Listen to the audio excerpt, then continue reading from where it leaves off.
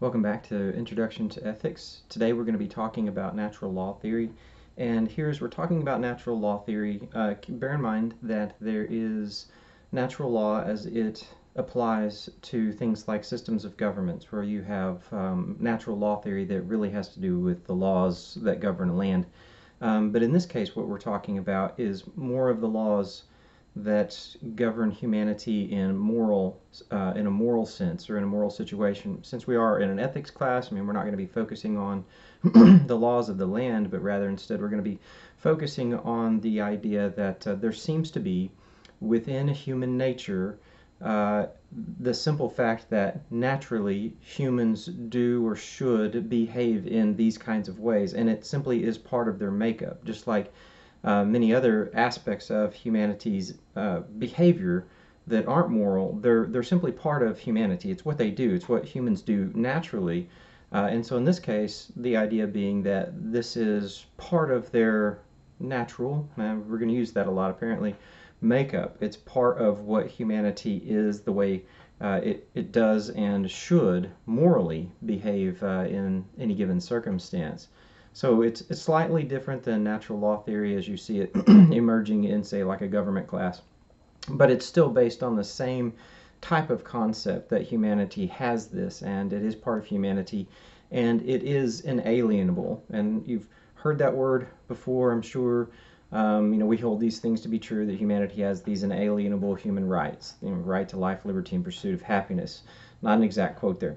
But inalienable just means that you can't have them removed from yourself. It can't become alien to you. Those rights cannot be removed and taken somehow away and set over here. They are part of humanity as much as any other aspect of humanity is, and cannot be removed either by government or even by the choice of the person. They are inalienable. They can't be removed. Natural law theory is very diverse. It is something that has been used by so many different systems that it has been referred to as the whore of ethics, because so many systems use it and in different aspects, and it is very, very malleable. You can shape it, you can declare that its foundation comes from so many different ideas and so many different directions that most systems at this point are using it, and they're saying, this aspect of humanity is part of its nature, and this is what morality is founded on. And so just kind of trying to get your brain warmed up and thinking about it in that way. Theists use it. They will say that that part of man's nature, I mean, it comes from God. That obviously, with the theist aspect here, it comes from God, but that there's a part of humanity that God has instilled within humans that says, these are the right ways to act. These are the right ways to behave. And so, for example, St. Paul is going to refer to this in the New Testament, where he says that God wrote something on the hearts of humanity, and what he's saying there is that this morality that God has written on every man's heart, and that's why Paul says that there at the judgment day, everyone will be judged according to their deeds, and no man will be without excuse. And I'm butchering the quote, but this is really close, right? So no man will be without excuse, because they all know, and kind of a deep down inside, everybody knows that you shouldn't do ...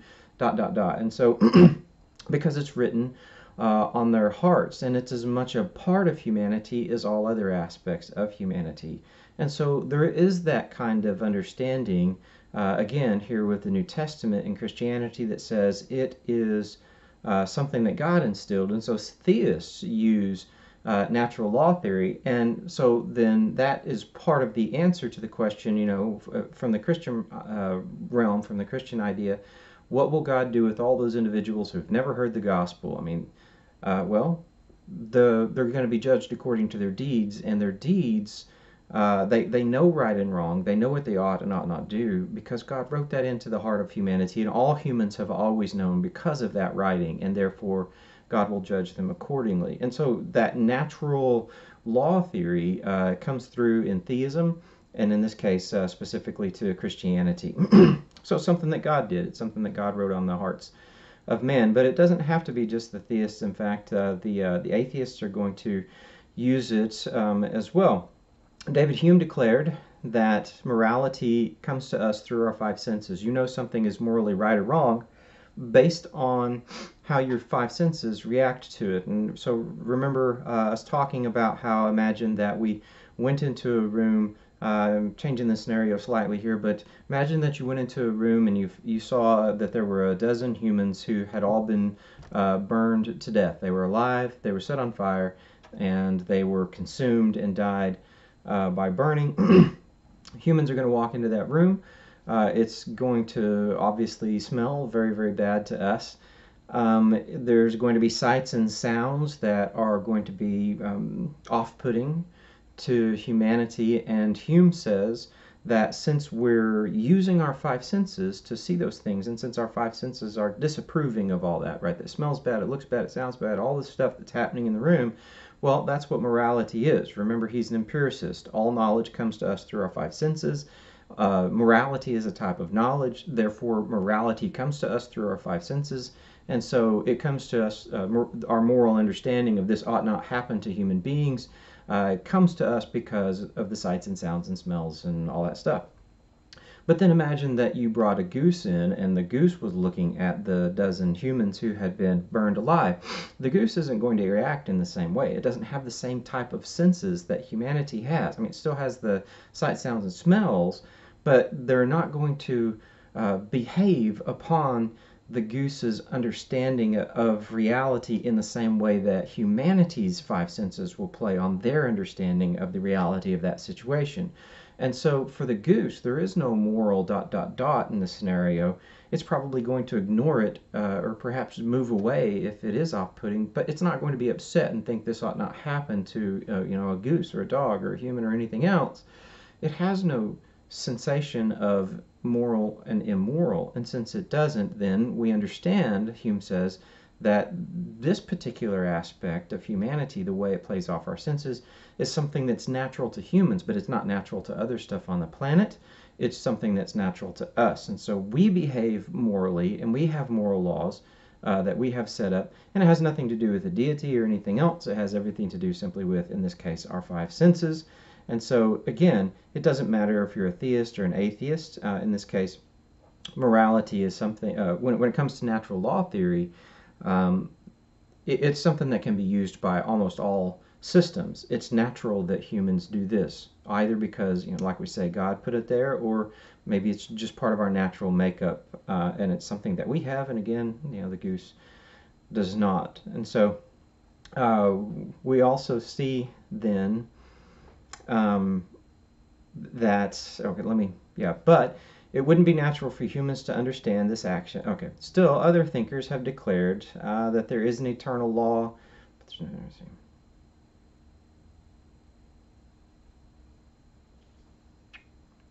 Yes, okay.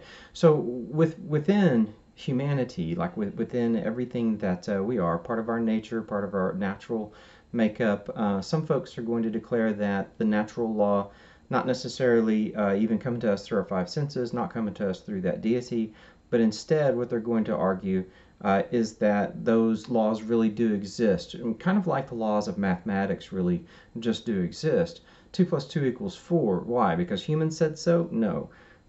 It's not because we created math. We don't create mathematical truths.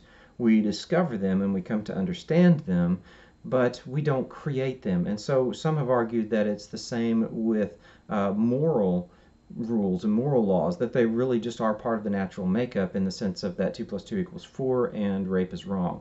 And those things are true, and they simply exist. And it's not that the deity put them there, it's not that humans create them, it's that they simply exist. And so usually for a person who has this understanding of the laws really just do exist, they're just there, what you're going to hear usually is some kind of phrase like, when somebody does something atrocious, they're going to refer back to some type of phrasing like, they committed crimes against humanity.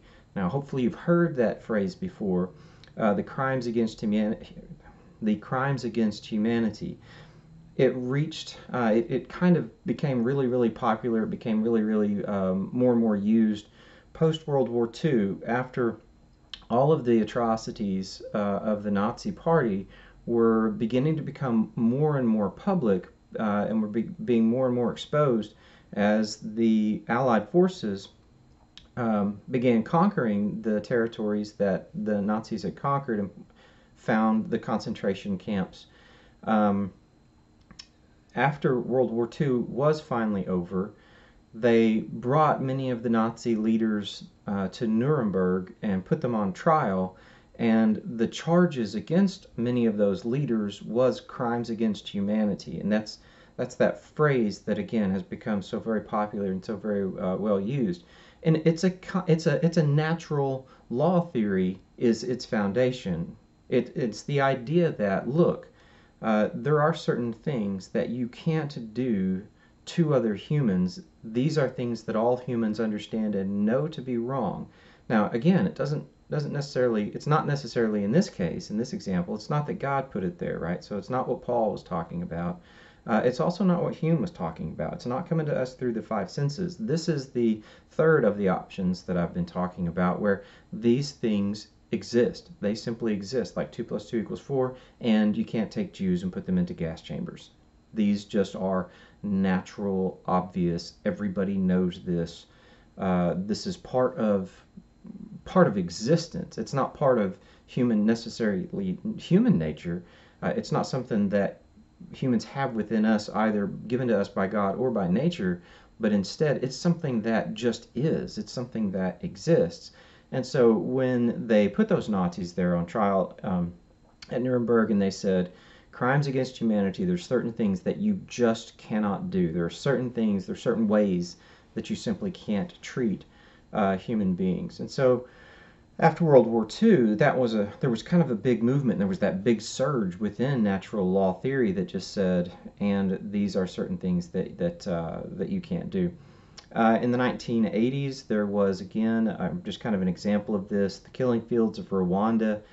Some 800,000 people were killed in around 9 months, and they were killed viciously, often with machetes. Men, women, children, it made no difference. Imagine, that here in the United States, when I think of fields, I always think of Kansas, and so I'm not picking on Kansas individuals, but imagine that 800,000 people in the state of Kansas were rounded up and taken out into the fields and were slaughtered. We're going to have a problem with this. This seems to go against the basic understanding that humanity has of, and these things ought not happen. And so there in the 1980s, we have another example of these things shouldn't be done. It just seems to be part of seems to be part of the natural way of things, that humans should not be treated in this way. If with those 800,000 people being killed, it is certain that more individuals would have been killed if the UN forces had not stopped it. They stepped in and they said, no, this is not the way humans should be treated. And so with that understanding, with this whole natural rights, natural law understanding, it seems to be the case that there are certain ways of treating individuals that are wrong, and that these wrong ways of treating them cross cultural barriers and national barriers. And so there are many things that we can let them be within another country. And even if our country thinks of them as immoral, and if that country doesn't think of them as immoral, there are many things that each country can live and let live. But apparently, with this natural law theory, and again the Nazis, and then Rwanda, it seems to be the fact that there are certain things that we're not going to just let each country decide for itself and let these things go. It seems that there are some things that will say no, and we'll come in and stop you using force if necessary.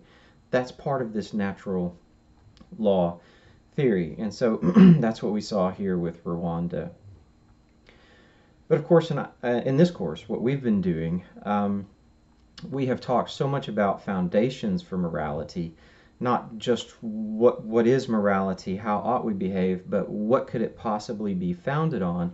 And one of the most important questions here for natural law theory is the question of great. We have these natural law things that you can't commit genocide, but what's it founded on? Where did it come from? Is it part of our nature? Is it God-given? Meaning, like Paul was talking about, was it God-given? Did God write on our hearts? Is it like Hume said with the five senses? Is it like that third example where it simply does exist? Is it just part of the universe, like 2 + 2 = 4? And so we certainly have to have that part of the discussion. What is the foundation for natural law theory?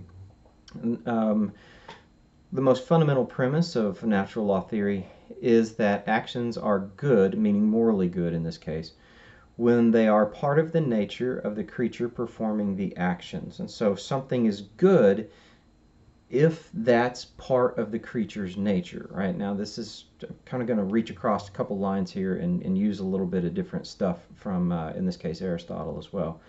Not that Aristotle had a lawnmower, at least I don't think he did, not that I know of, but what makes a lawnmower a good lawnmower is that it cuts grass, and the degree to which it cuts grass determines if it's a good lawnmower or a poor lawnmower. And a good pencil is good if it writes well, and if it doesn't write well, it's a bad pencil. Why? Because that's kind of the nature of, or the purpose of it, right? But thinking now more nature and less purposive, but think about the nature of a cat.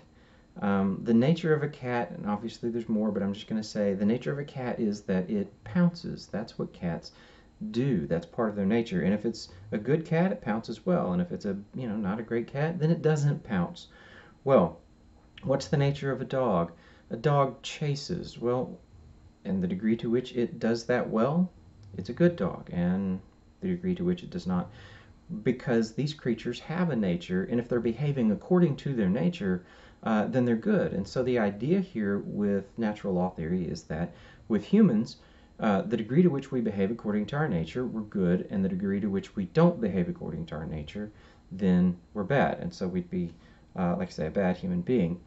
Notice that it doesn't matter in this scenario, in the way we're using this one, it doesn't matter where that nature came from.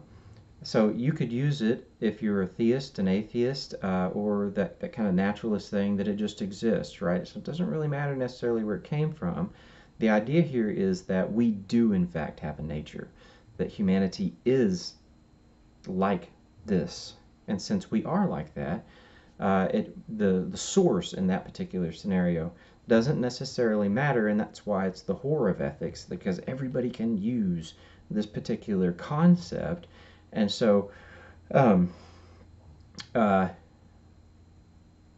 it doesn't matter where it came from if this is part of it, right? And so a human can be good, a human can be bad.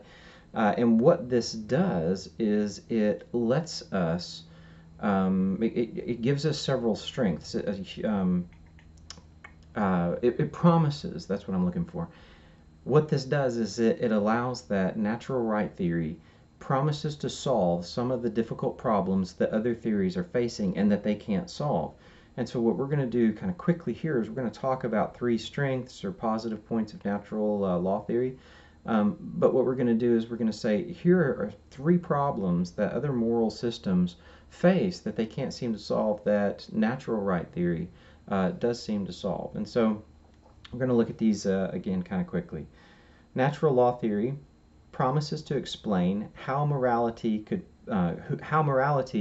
could possibly be objective, meaning how moral standards depend on something other than human opinion. And remember, I'm sure in this class by now you're used to me constantly looking at this and saying, is there an objective standard or an objective foundation for morality? And natural law theory says we can provide that, right? So it says we're going to give it, and it has nothing to do with human opinion. It's something above and beyond human opinion. And again, could come from God, could come from 5 senses, it could come from the fact of it just exists, like 2 + 2 = 4, right? Just kind of keep those 3 running in your head. According to this theory, human nature can serve as an objective standard or foundation for morality.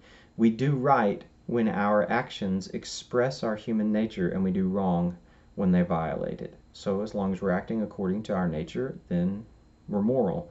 And when we don't act according to our nature, then we're immoral. Since individuals and groups of individuals can be mistaken about human nature, they can, because of that misunderstanding, act badly. And so what is bad or immoral action? It's misunderstanding. And so remember back to the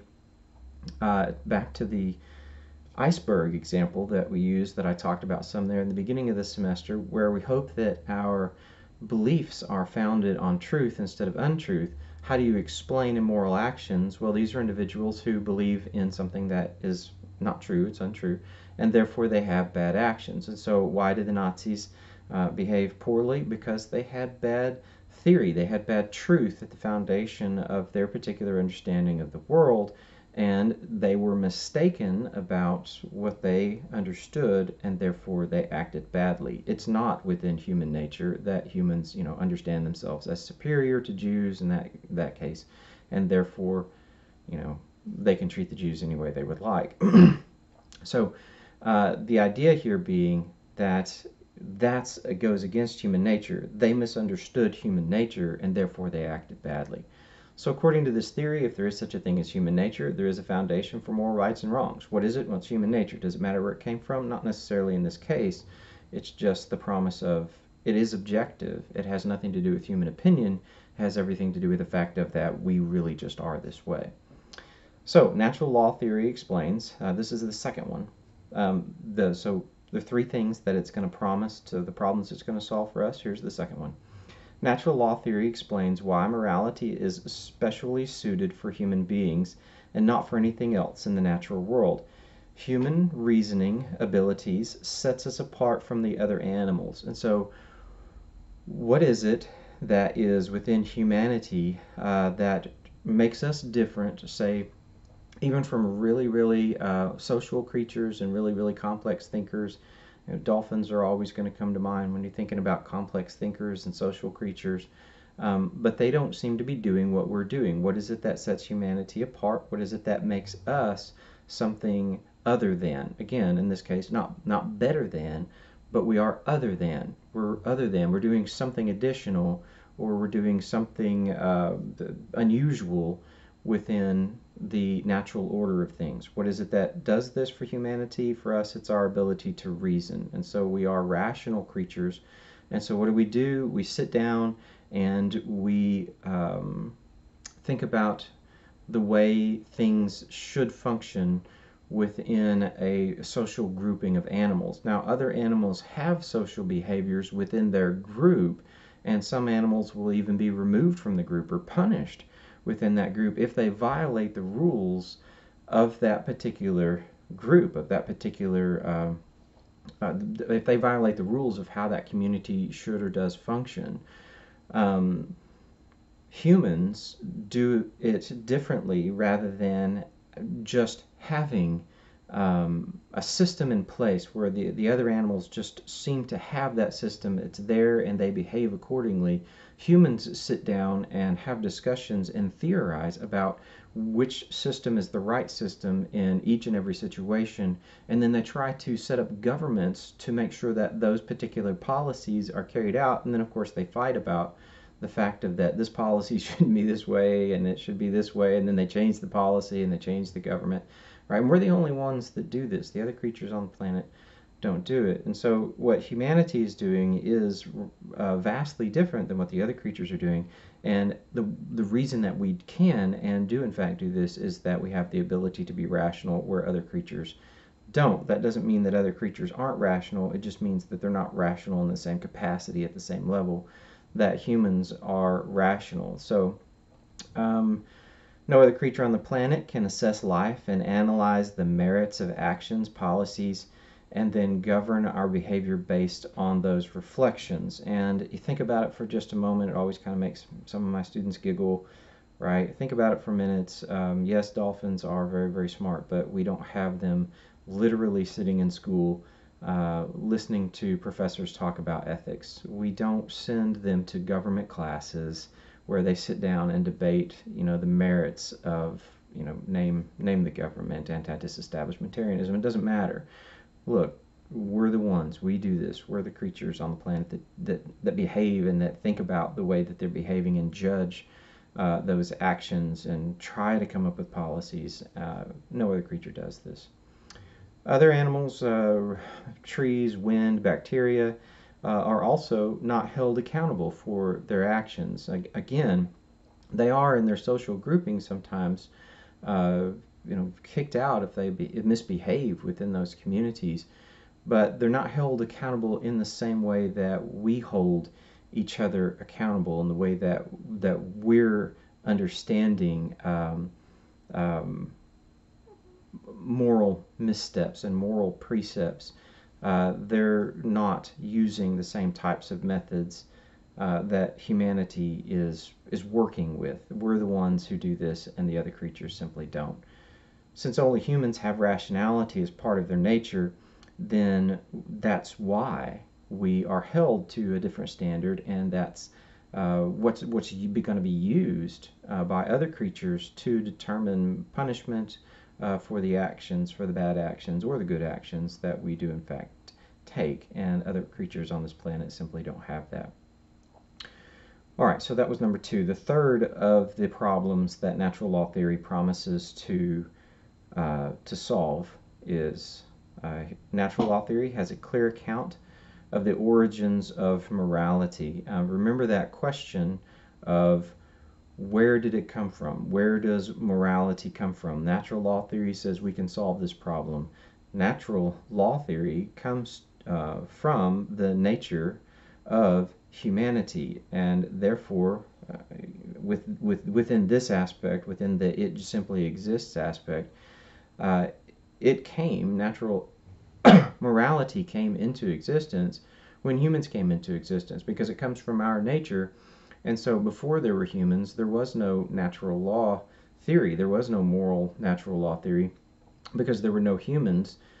Since there were no humans, there was no human nature, right? And since human nature is what causes it and creates it, then it came into existence with us, and it will exist until humans cease to exist. And when humans don't exist anymore, it will cease to exist, because then there won't be any nature for humanity. There won't be any nature of humanity, because there is no humanity, and therefore natural law theory will be gone as well. And so it promises to solve those 3 problems, and that's what it's helpful for. That's what it's useful for in this case, in the case of these things simply exist. All right. It does solve those problems, like we say, according to its understanding of the way humanity works. But as we'll do with all of these theories, let's look at some of the weaknesses, for some of the problems for natural law theory.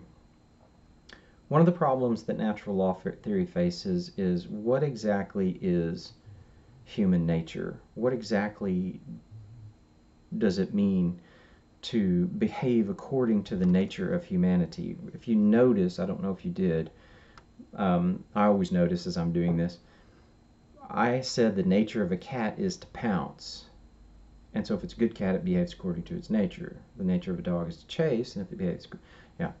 So just what is that defining aspect of human nature that we should all act accordingly to, that we should all behave according to? Can you name just the thing that defines human nature? I can't. I can't find the thing that just says, and this is exactly what humans are, and this is just exactly what humans do. We seem to be more complex. I'm going to say more complex than cats. Now, I think cats are pretty complex, but cats pounce. I mean, obviously not all cats pounce, not to the same degree. I just picked one aspect of cat and used it as an example to kind of get you to understand what natural law theory is trying to do. But even cats are more complicated. The cats do more than just pounce. I mean, they purr, they play, they do many things that start with P, apparently: pounce, play, and purr. So they have all of this aspect within catness, right? Or dogness. So what is it that just defines humanity that would somehow allow that we are behaving simply according to our nature? Isn't there more to human nature than even just logic? Because yes, we're logical creatures, but we're also emotional creatures, as we'll talk about in a moment. And what we find is that we're both, and we're other things as well. And so you can't just say this is simply what human nature is, and therefore you're a good human if you behave according to this particular aspect of your nature. I mean, the nature of a lawnmower is simple. It's created simply to cut grass, but it has that one purpose. Humanity doesn't seem to just have that one purpose. And so it's difficult for natural law theory to just walk in and say, well, this is the nature of humanity. This is the simple purpose of humanity, and therefore humans are good if they behave accordingly. If we were lawnmowers, then we would know. It would be simple, but humans are very, very complicated, and so it seems like there seems to be something missing. Like natural law theory needs to help us out a little bit more. And thinking about it this way too, think about the things that also are within human nature that are not necessarily morally good. Greed is part of human nature. We want to behave in such a way as to get more for ourselves or for our loved ones, family, you name it. We are naturally, it's part of us. We're greedy. But if we behave according to that particular aspect of our human nature, does that mean that we're behaving morally? No, we often understand that greed is immoral. And so that if we act according to that aspect of our nature, then we're acting immorally. But that's part of our nature, isn't it? And so it seems that morality has to be more than just based on the nature of humanity, because we have both good and bad aspects within our nature, so we can't simply act according to it. Cruelty is also part of human nature. We behave often, I'm going to say often, in a cruel manner, or maybe not each individual. Maybe you're looking at yourself and saying, I've never been cruel. After all, I've never taken my enemies out into the killing fields and viciously slaughtered them. Well, hopefully that's true of the majority of us. I've never done that either.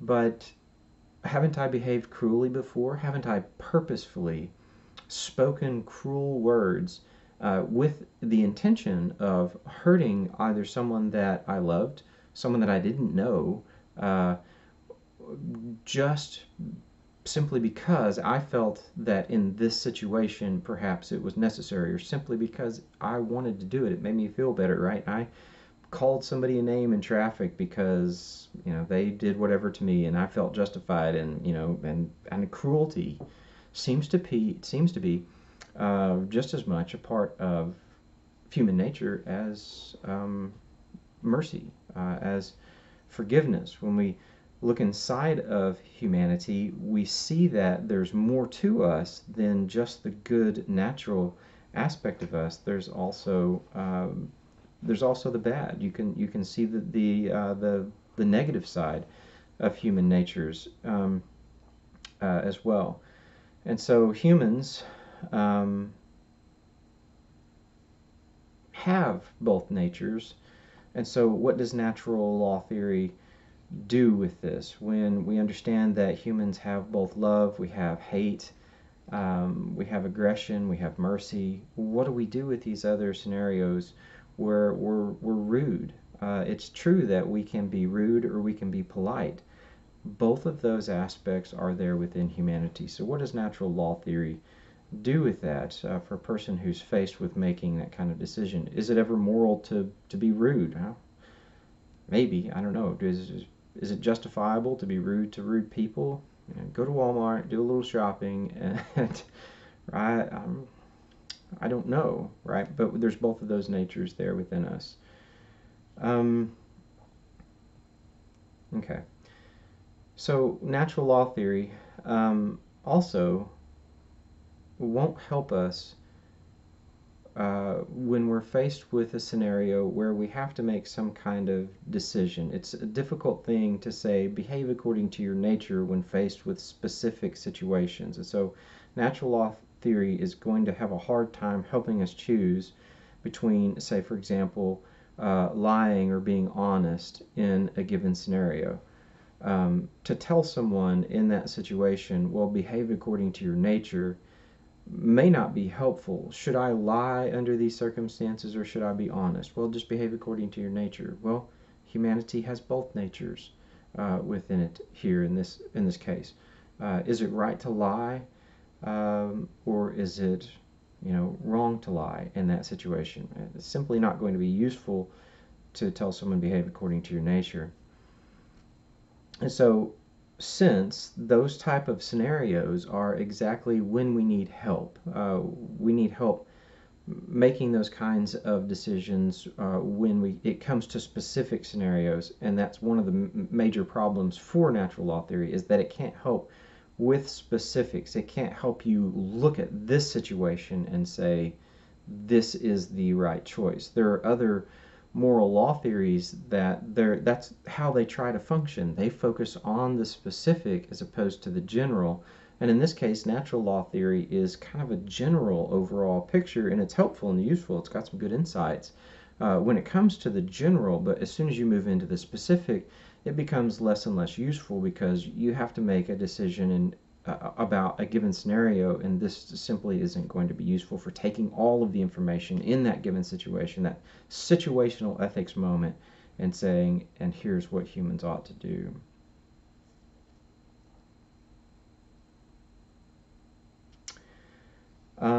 Natural law theory, yeah, it's not going to help us when we're faced making that specific decision.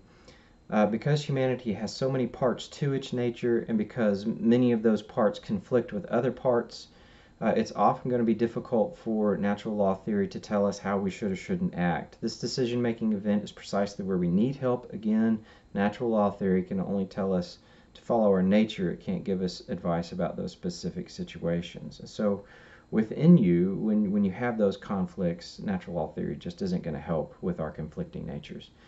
So in conclusion, there's much natural law theory has to offer. It really is helpful, it's useful, and honestly, I think it's one of the better, more progressive steps forward that humanity has taken within moral history, meaning that when this concept started taking hold, it really did bring about the fact of that, you know what, you shouldn't enslave humanity. You can't just take us out and commit genocide.